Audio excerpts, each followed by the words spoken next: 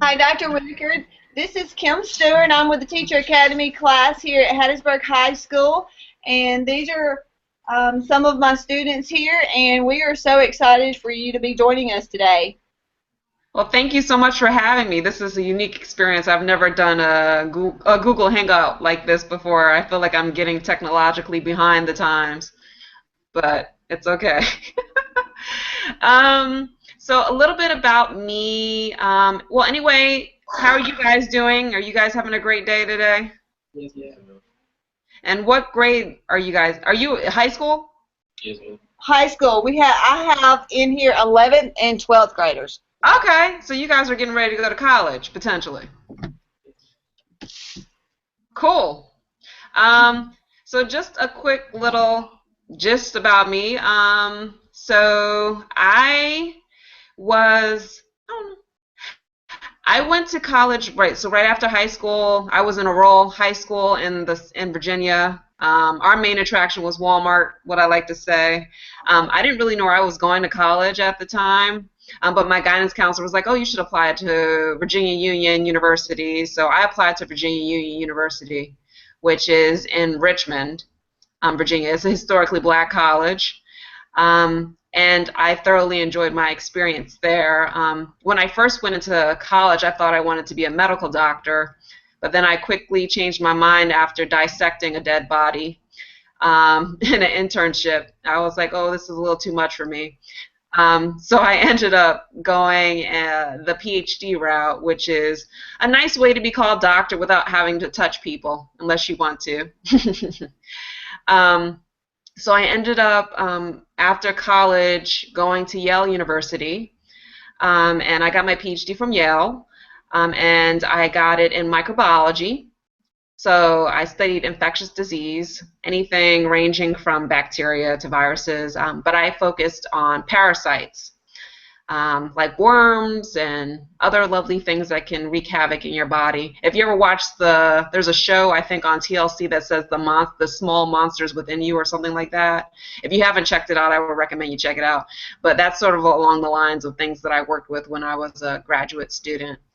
And then after grad school, I went to do additional training in North Carolina, and I worked as what they call a postdoctoral fellow. So it's sort of like a residency for PhDs that are in the sciences. And I studied MRSA and whooping cough and some other bugs that were going around. And I was there when swine flu happened as well, so I studied a little bit of swine flu. But then I decided I didn't want to be at the bench as far as working in the lab all the time, so I ended up taking some time off. So even if you decide you want to do something, I will say that you may find out later on in life that you don't want to do it, and that's totally fine. So I switched careers and went back to school and got a master's of public health from Johns Hopkins 2 years ago. And now I am working in health policy, and I work with Medicare, which, do you guys know what Medicare is? Okay. Yeah, so I work with Medicare and trying to make sure that healthcare systems that use Medicare are using it correctly and are abiding by the rules. So for all intents and purposes, I am a consultant. And a consultant is just a fancy word of saying that someone who's an expert in a certain area and gets paid to do it. I guess that's the overall gist of what I do. Definitely wanted to keep it open. And I will say, though, when I was in high school, I really didn't think about college because my mother was a single parent. She dropped out of college. She didn't really offer me any advice. She didn't even know, like, to tell me to study for the SATs or whatever. So I didn't study for the SATs, so I didn't do as well as I could have. But college was one of the best experiences I've had in my life, and especially going to a historically black college, because after coming from where I grew up in high school was predominantly white, but then to be around people that look like me on a regular basis was awesome, and to learn more about the history of African Americans and just to have that ingrained into the culture of my education was awesome, besides learning about science. So I will say that ever since I've been to college and then gone to grad school, that it's just opened up a lot of doors. I've traveled outside the country. I've been to Italy. I've been to England. Have plans to go to Paris and Barcelona this year. So I think it's just worth opening, whatever you decide to do, just being open to whatever options are there, because you never know. Because I couldn't tell you 5 years from now, well, even 2 years, well, 3 years from now, that I would have been doing public health. So I would say just keep an open mind and don't think that you have to do a certain thing a certain way. So, any questions? How do you go about educating people about the health field Um, or the health industry? so I tried to, so I used to work as a career counselor at Yale College. And so it was my responsibility to sort of work with the undergraduates and help them understand what are the options out there. So most people think of science, you think, okay, you're going to do science, you're going to be a physician. I mean, that's just the general thing. People just think, automatically, okay, I'm going to be a medical doctor, or I'm going to be a nurse, or another common one, potentially a physical therapist. But there's so many options out there. I mean, it's just a matter of, I think, talking to people, finding out what they're doing, like how you guys are talking to me. I didn't learn about health policy in high school. I couldn't tell you what public health was in high school either. Um, and like just exploring and being open to those options, because I think if I was still set on medicine, I probably would have went down that track and not been happy.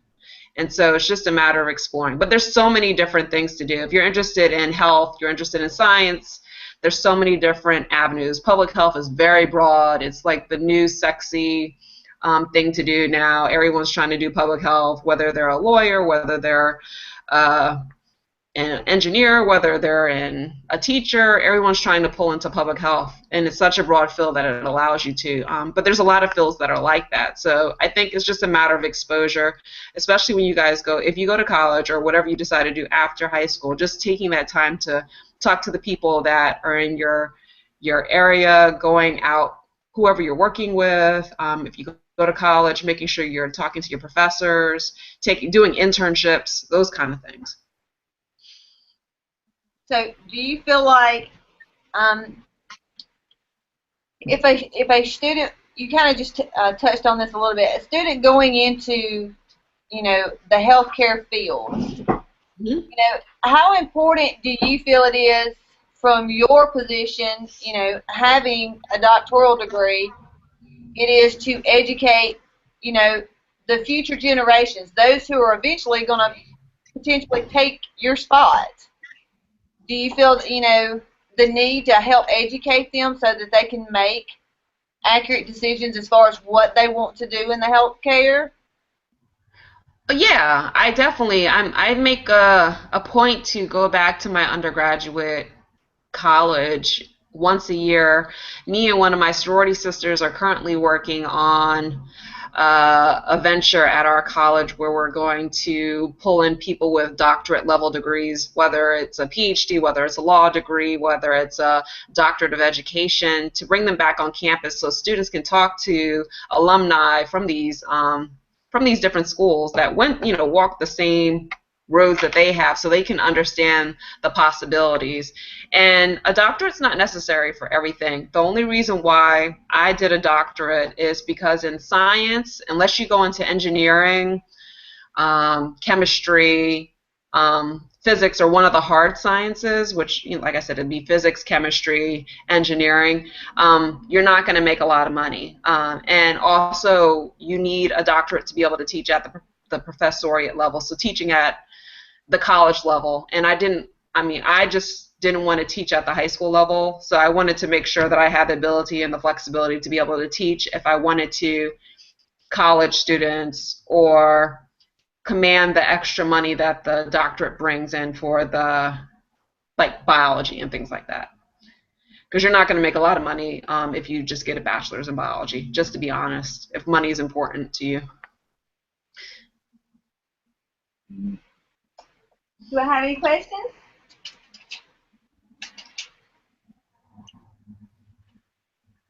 So what do you want to do after you graduate from high school? Mr. Clark, you answer that. Mr. Clark is one of our seniors. He's also one of our very famous basketball players here at Hattiesburg High. Okay. He is a very smart guy, and he's also a class clown. Uh, I wanna be a coach. You say you want to be a what? A coach, basketball coach. Okay. Cool. What level? High school, college? Uh, I wanna coach high school, but I don't wanna teach high school kids. I wanna teach them. Okay. That's great. So what are you thinking about after college? I mean, after here. Are you looking at colleges already? I haven't been looking at anybody because I don't want to have to pay for college. So whoever offers me a scholarship, and just the best college offers me a scholarship. Understandable.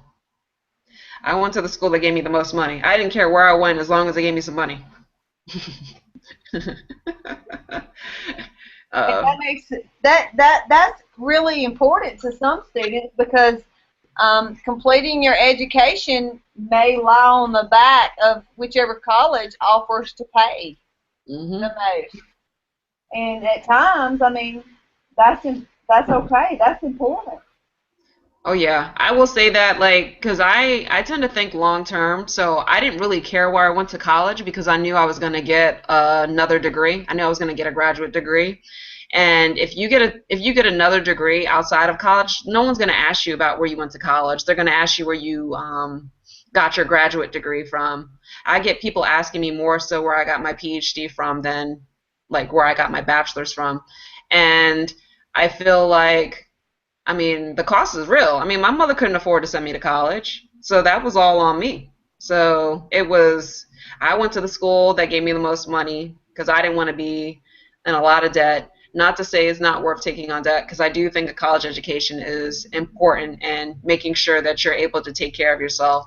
I mean, if you look at some of the jobs that are available to people who do not go on to at least get a college or associate's degree, it's not doable. It really isn't doable, and it's not about making a lot of money. It's just about being able to survive. And there's plenty of people out there that are just not able to take care of themselves just because the options are so low. I mean, I think about where I was this place called South Boston, Virginia, really country.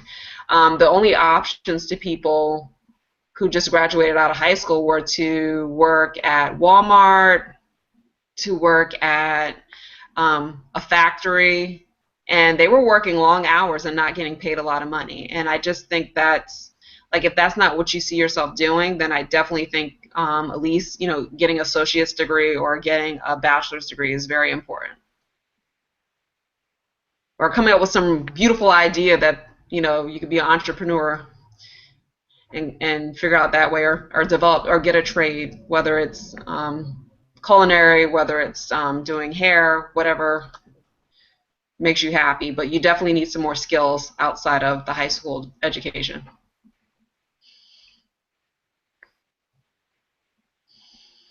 How long did it take you to get all of your degrees? So 4 years for the bachelor's, 6 years for the PhD, and then 11 months for the MPH, the Masters of Public Health. But I will say, yes, 6 years is a long time, but I was getting paid to go to school. So it was like a job. So if you do a PhD in the sciences, they give you a stipend, which is the equivalent of a salary. They give you health insurance, and they give you, what's the other benefit? I mean, it's just the benefit of not having to work. So literally I was getting paid to go to school. So it really wasn't, even though it was a long time, at least I was getting paid, and my education was paid for. So I didn't have to pay for my education either. So even though it was 6 years, they paid for my tuition, they gave me a stipend to live off of, and I had health insurance. So it was an awesome job where I got to go to school. So that's worth considering too. Sciences, they'll take care of you. I mean, they even fly you up for the interviews and wine and dine you. So it's worth considering. What school did you get your degree from? I went to Virginia Union University, which is it's a small historically black college in Richmond. It used to be a jail. I will say that if you go to historically black college, they make sure in your first few weeks on campus that they beat the history of the school in your head. So any friend that you may have or person that you know that went to historically black college, they know their history of their school. I don't think you get the same thing from going to a predominantly white institution. Well, there's nothing wrong with that because there's definitely a lot of resources at predominantly white institutions. But as far as like learning the history and the culture, anyway. And then I went to Yale University for my PhD. Totally different environment. And then I went to Johns Hopkins University for my Master's of Public Health.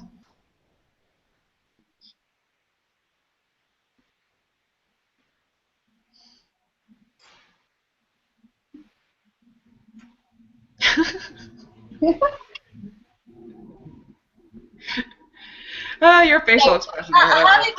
How did you go about? How did you go about choose? You know, I know you said that the colleges paid for your education and you got stipend. How did you go about choosing Yale? I mean, was it strictly based on just because they gave you the most money? No. Or you gave the stipend, or was there something that they offered you there versus other universities? As far as graduate school, I applied to about 5 schools. I got accepted to about the interview process for PhD programs, especially in sciences, is very grueling. It's like you do the weekends, you have to go up there for the weekend, so you're on interview literally for the whole weekend. You're having a day-long interview, blah, blah, blah. But for me, I picked Yale, number one, because it was Yale. And then number two, because I felt like the people there seemed to care the most about me. It was of concern to me with a lot of the institutions because there were not a lot of people of color. And I basically asked that question when I interviewed at Yale. I was like, so where's your support for minority students? Because I'm looking at the department and there's no one that looks like me in the department. And they were very forthcoming with that, and I felt like they did a really good job of making sure that I was supported, especially during my first year. So I was very pleased. And Yale has a lot of resources as well, and as well as the networking that's important for later on down the line getting jobs and things like that. So I just wanted my terminal degree to come from a big university, and I'd say Yale would be a good one to have it from. What did you say you did? Her master's and graduates, where did that come from? I mean, But can you be a little bit more descriptive as far as what you do? Sure. So I am a consultant. My full title is I'm a health policy consultant, which means so as far as a consultant, what a consultant is in different variations is a person who gets paid you basically have billable hours like a lawyer, but you're billed based on your expertise. So there's a certain level that you're billed at based on your education, experience, blah, blah, blah, and you bill hours to a client. So in my case, the client is the government. I work directly we work with the U.S. government. I work with the Centers for Medicare and Medicaid Services, which is the organization that basically supplies most of the health care as far as public health care, as far as Medicaid and Medicare. But I work on the Medicare end of things, so I focus mostly on old people and people that have end-stage renal failure, so people who have kidney disease, and also people that have where they're able to get both Medicaid and Medicare. So those are people that are usually very sick. And so within that, working for that agency, have you guys heard of accountable care organizations? Them, That no. might, Me, yes. that might be your homework assignment. Just Google them. They're like the new wave of healthcare as far as taking care of people because hospitals are very siloed. Like they're not doing a very good job of coordinating care. So let's say your grandmother was sick. She has diabetes and hypertension, but she may be seeing two different doctors for the one doctor for the diabetes and one doctor for the hypertension. So they're trying to do a better job of coordinating care so both doctors know what's going on with that one patient. So it's a way for Medicare to sort of save money because our healthcare system is very expensive. And we're using a lot of money compared to other countries where you could get better healthcare for cheaper prices. So America's trying to catch up now and think about the patient as a whole, thinking about where they're living, thinking about, can they afford their medications? So accountable care organizations are sort of like that hub to take care of patients, but they have to be 65 years and older. So they have to be on Medicare or they have to be dual eligible, which means they're on Medicare and Medicaid. So usually very, very, very poor people that have chronic disease.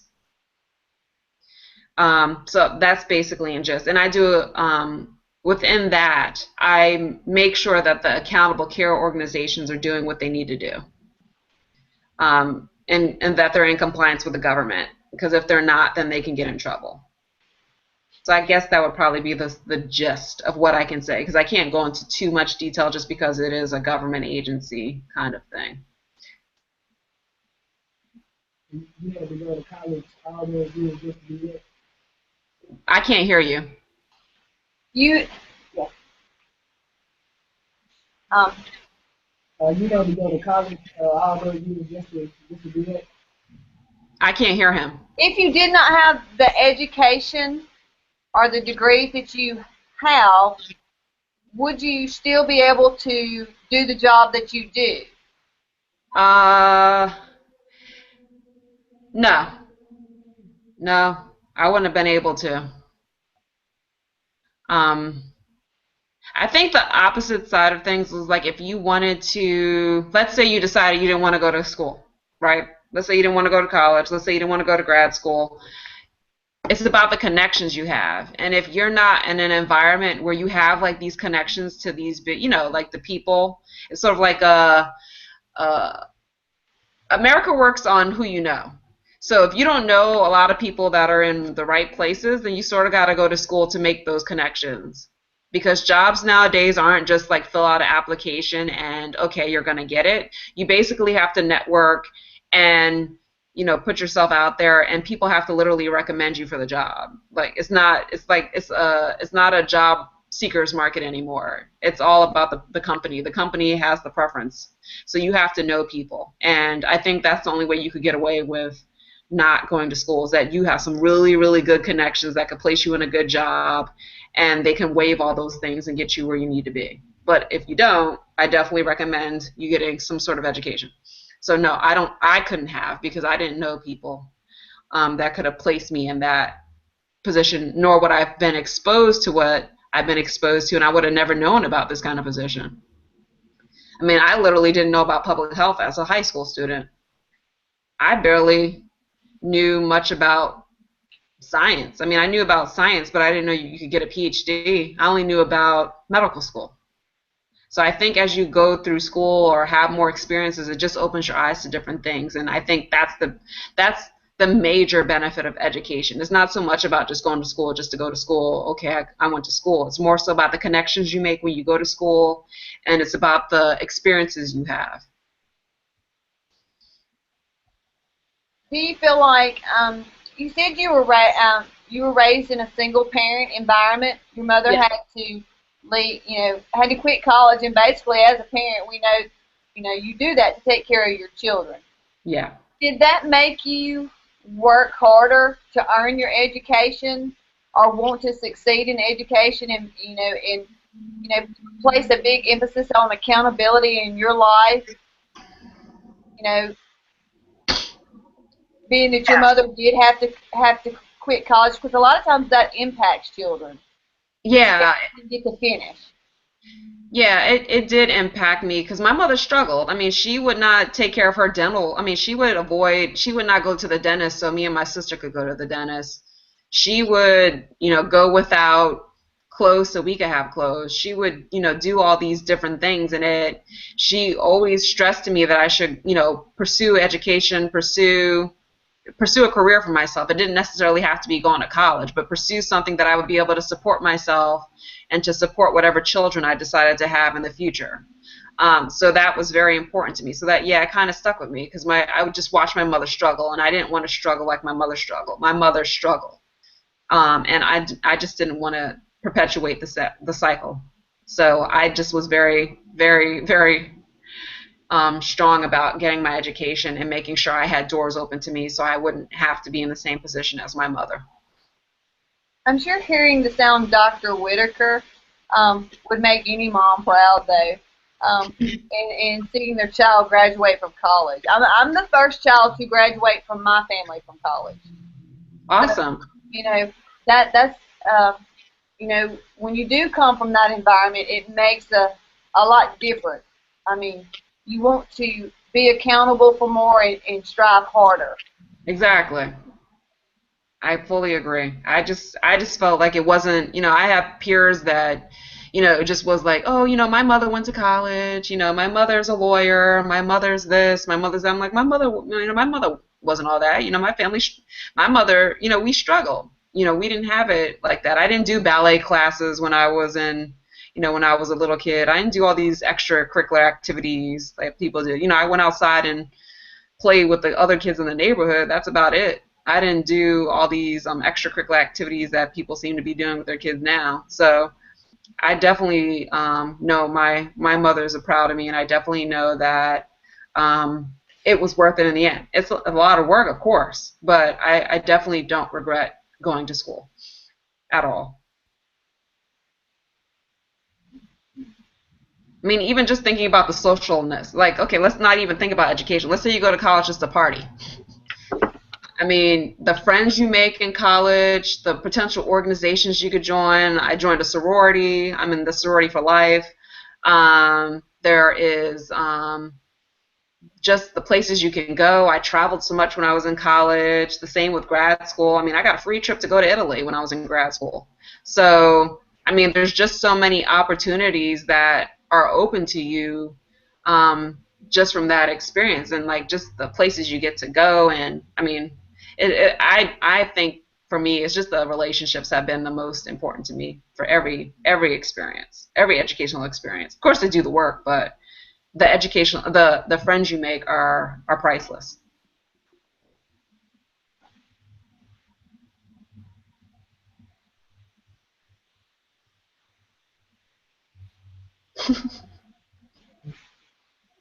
The For those who are science majors, do you have any tips for them of things to do and maybe things not to do?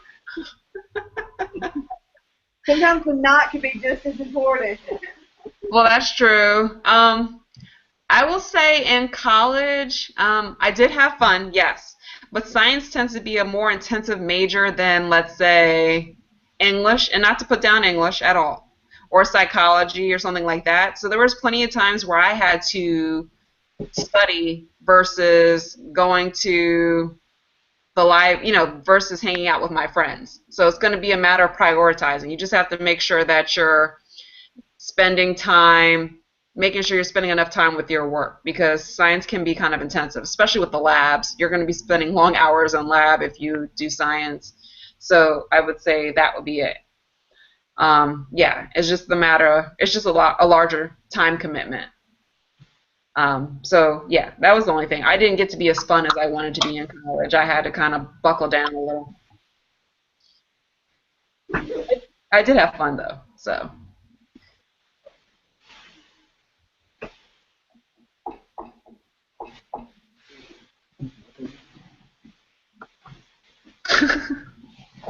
That would be Mr. Clark.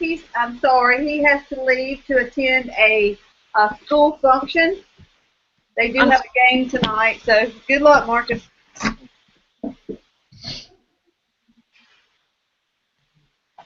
You guys are quiet. I know you think you're either being forced to sit in the room or you don't have any questions. Which one is it? Or maybe you have questions you just don't want to ask because they don't have to be related to what I've just mentioned. My questioners and my talkers are not here today. I've got several kids who are out due to illness. They are Um, sick. Being the winter season, that happens, and several school functions today. So you positively have like some of the quietest students on our campus sitting in front of you, but they're great students. Miss, if y'all don't mind, tell her when you will graduate and what your majors are. I'm graduating and my major is That's, did you hear Miss Bradley? no, I can't hear. Um,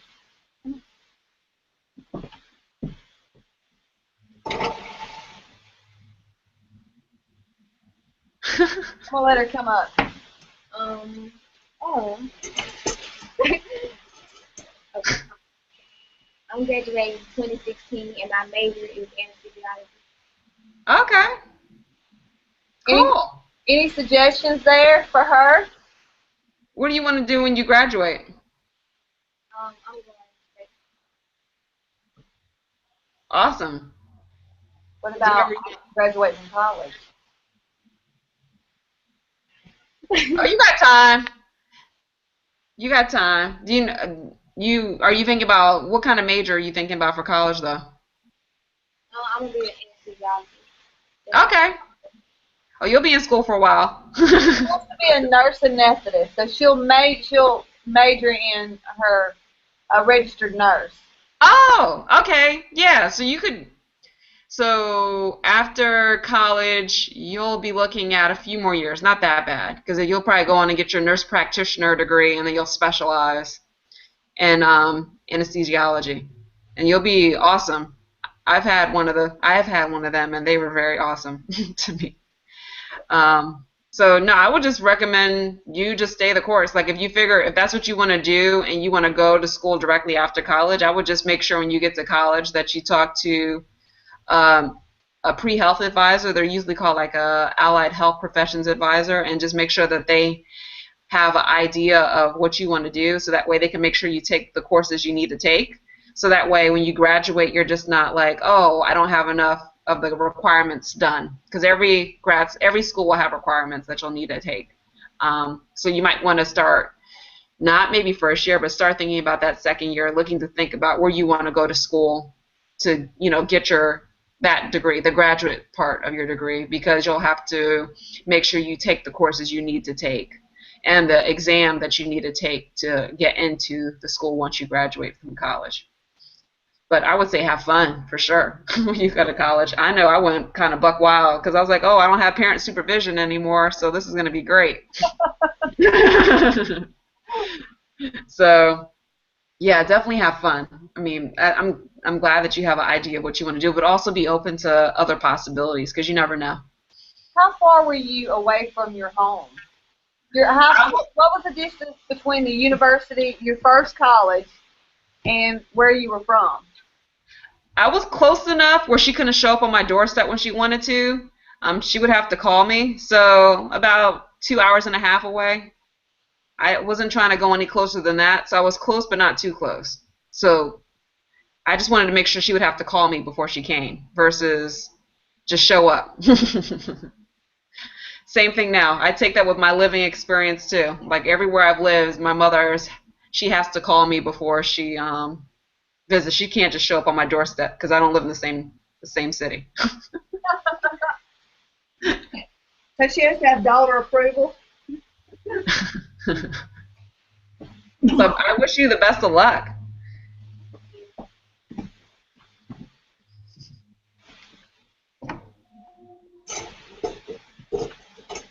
I graduated in 2016 also, and I'm still kind of trying to figure out what I want to do when I go to college. Because I want to play football, but then again, you got to have a backup for that backup.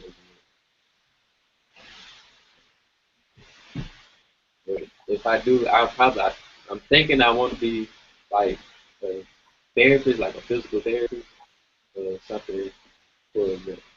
Okay. No, physical therapy is awesome. Oh my goodness. And there's definitely not enough of us, I feel like, in the field. I just had my first African American physical therapist recently, and she is awesome. She got herself a doctor in physical therapy, and she is tearing it up and making some money. So, I mean, that's definitely a great option if you, I mean, that would still keep you involved with some kind of, sports like engagement if you don't get to go play professional football. So no, that's awesome. That is really awesome. And the same thing applies to that. I mean, you might want to just, while you're in college, definitely pursuing the football goal, but just take the courses you need to take in order to be prepared for whatever career that you may want to use as your fallback. So that way you don't have to go back to school for more stuff. Because sometimes that happens to people. They'll just do like, oh, I'll just do whatever major, and then they decide they want to, their primary thing doesn't work out, and then they're having to go back to school for so many years. And I'm talking about undergrad school, not like grad school, like undergrad to retake certain classes so they can be eligible to get into grad school. So I wish you best of luck too. Thanks.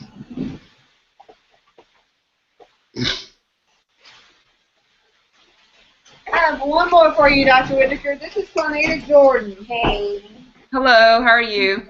I'm fine. I like your scarf. Hey. Well, actually, I'm a senior. I graduate this year, and I'm going to college for cosmetology. I'm doing Okay. And after I finish doing that 6 months, I'm going to come back and work in the shop, and I'm going back for business, major in business, so I can be able to open up my own shop one day. Awesome. Yeah, and I'm going to move out of Hattiesburg, Mississippi, into a big city. Okay. That's No, that'd be awesome. You are needed, especially with natural hair. I have natural hair. It's kind of flat iron right now, but when it's in its large and in charge state, I mean, it's sometimes hard to find people that can care for it. So, I mean, I definitely, yes, you are needed for sure if you go that route. So it took me 6 months to find someone to do my hair that was able to flat iron it like this, like I have a perm. natural hair. Huh? It's very hard when you have natural hair. What? It's very hard to do when you have natural Oh, hair. it is. Yeah, because this doesn't look like this normally. It don't even look like it's natural. I know. She flat ironed the mess out of it. She did your hair. She really did. Yeah, it's big. I have Afro status when it's big. So yeah, this is just because she wanted to trim it. She's like, oh, let me see how long it is. So she just flat ironed it, and she did an awesome job. So It's very nice. very thankful. But again, though, it's hard to find. So no, think that is awesome, and I think you, like you said, having the business part will definitely keep you from getting cheated. Yeah. For sure. Very important. Yes, because the operation. Yeah, I commend you. That's going to be awesome. Yeah, it is. That's what I plan on doing. Cool. Nice meeting you. Nice meeting you too.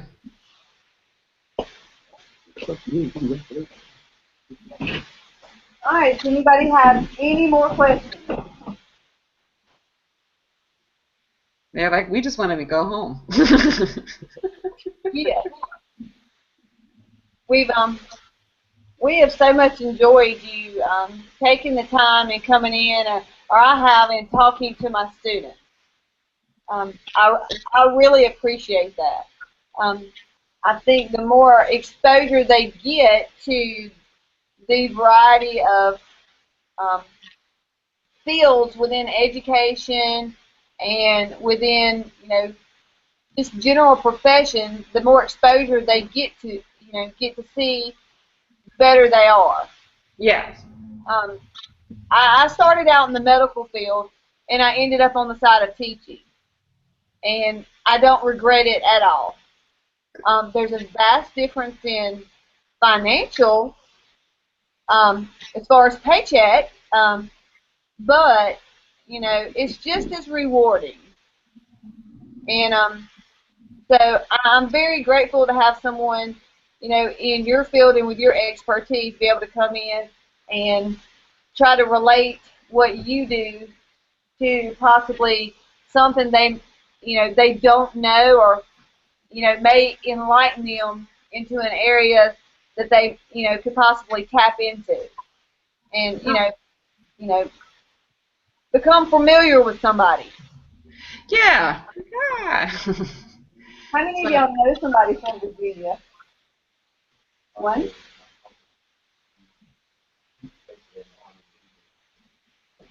So, you know, I have some who's never even spoken with somebody in Virginia. So that's a good start right there. Good exposure. But we appreciate you coming into our classroom today so much. Oh, no problem. Thank you for having me. Thank No problem. You guys have a great weekend.